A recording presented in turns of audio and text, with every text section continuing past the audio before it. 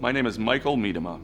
I'm a cardiologist and serve as director of the Nolan Family Center for Cardiovascular Health at the Minneapolis Heart Institute Foundation. Here at the Nolan Family Center, we're committed to helping prevent heart disease before it happens by conducting research and helping educate people about what they can do to keep their hearts healthy.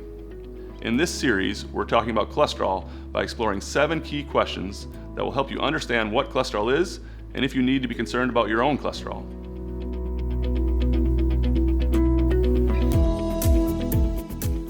Cholesterol is a fatty substance found in nearly every cell in the human body. Cholesterol is an essential component of human life. It's needed to form cellular walls, make certain hormones, it aids in digestion, but too much cholesterol can increase your risk of developing heart disease. Cholesterol is carried in the bloodstream by substances called lipoproteins. These lipoproteins come in various forms, including low-density lipoproteins, or what we refer to as LDL cholesterol. LDL is typically referred to as bad cholesterol because increased levels can lead to increased plaque formation in the arteries, which then increases risk for heart attack and stroke. There are also high-density lipoproteins, which make up a person's HDL level. This is typically referred to as good cholesterol because high-density lipoproteins transfer cholesterol away from the blood vessels to the liver where it can be broken down. Higher levels of HDL are associated with lower cardiovascular risk. A typical cholesterol check or lipid panel at your doctor will provide you with several measurements. A total cholesterol level, which indicates the total amount of cholesterol in your bloodstream.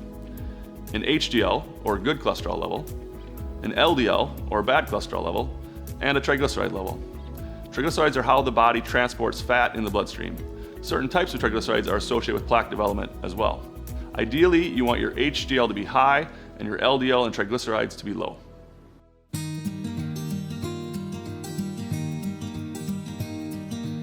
A healthy eating pattern and regular exercise clearly have a positive effect on cholesterol levels. Exercise increases HDL levels and decreases LDL and triglycerides. Diets high in fruits and vegetables, as well as healthy fats, have been shown to have a positive effect on cholesterol as well, while diets high in saturated fat and ultra-processed foods, including processed meats and processed carbohydrates, have been shown to have a negative effect on cholesterol levels. However, importantly, only about 25% of the cholesterol in our blood is determined by the foods we eat. The majority of cholesterol is produced by the liver, and these levels are largely determined by genetics. So while a heart-healthy lifestyle is incredibly important for overall cardiovascular health, it isn't always enough to achieve ideal cholesterol levels.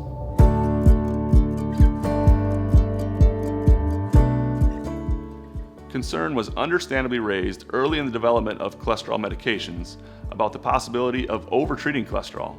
If the body needs cholesterol to function, maybe going too low can be harmful. However, at this point we can say with a good deal of certainty that we don't have any significant concerns about going too low with LDL cholesterol. In fact, there are some rare genetic conditions that result in extremely low cholesterol levels with LDLs less than 10, and those people are typically healthy and at low cardiovascular risk. At this point in the field of cardiovascular prevention, we generally agree that an LDL level that's ideal is in the range of 30 to 70.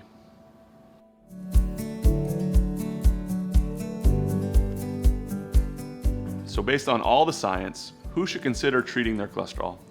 First of all, a heart-healthy diet and exercise routine are recommended for all patients. You don't need to check your cholesterol to make that decision. Taking good care of yourself is obviously the most important thing you can do for your health. The question is, despite efforts at a healthy lifestyle, are you still at enough risk that you should consider lowering your cholesterol? Recent cholesterol guidelines have shifted away from using cholesterol levels to make treatment recommendations, and instead, they focus more on cardiovascular risk to make decisions. This makes sense, as the goal for treating cholesterol is to reduce your risk for heart attack and stroke.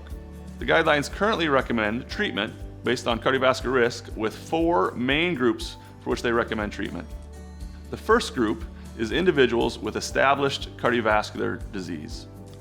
For patients with a prior heart attack, a stroke, bypass surgery, or stents, or peripheral arterial disease, cholesterol treatment is recommended to get the LDL less than 70 and potentially even lower in high-risk individuals. The second group is individuals with genetically high cholesterol. For individuals with genetically high cholesterol, which we typically define as an LDL of 190 or greater, treatment is recommended to get the LDL less than 100. The third group is individuals with diabetes. Diabetes is known to be a potent risk factor for cardiovascular disease, so individuals with diabetes, treatment is recommended to get the LDL less than 100. The final group is individuals with elevated cardiovascular risk. For individuals without any of the 3 prior conditions, but at elevated cardiovascular risk, cholesterol treatment can be considered. Conditions associated with elevated risk include the presence of basic cardiovascular risk factors, such as smoking, a family history of premature cardiovascular disease, high blood pressure, or an elevated coronary artery calcium score. For more information on what determines cardiovascular risk, please see the risk assessment video on our homepage. Finally, to be clear, not everyone needs to treat their cholesterol with medications. For adults at low cardiovascular risk, treatment with medications can often be avoided even if cholesterol levels are mild or moderately elevated. Thanks for watching. We'll hope you advance to part 2 of our series, where we will answer questions about treatment options to help regulate your cholesterol. Thanks again, and stay heart healthy.